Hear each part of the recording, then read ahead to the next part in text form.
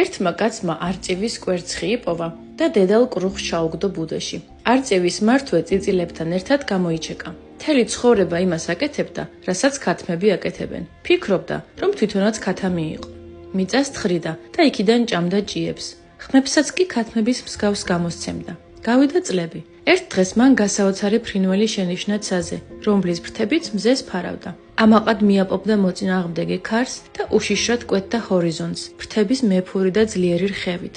მოხუცი და დაბეჭავებული არწივი შეჰყურებდა ამ სანახაობას. ეს ვინ არის? იკითხა მან.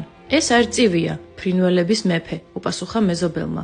ის ცას ეკუთვნის, ჩვენ კი მიწას ვეკუთვნით. ჩვენ ხომ ქათმები ვართ? ასე ქათამივით იცხოვრა არწივმა და მოკვდა, რადგან ფიქრობდა, რომ ქათამი იყო. ამ ისტორიის მორალი ასეთია: როცა ქათმებს შორის ცხოვრობ, ძნელია შეამჩნიო, რომ არწივი ხარ. შენს ფიქრებს, მისწრაფებებს, სურვილებს გარშემო მყოფი ადამიანები განსაზღვრავენ. აირჩიე მეგობრები სიბრძნით.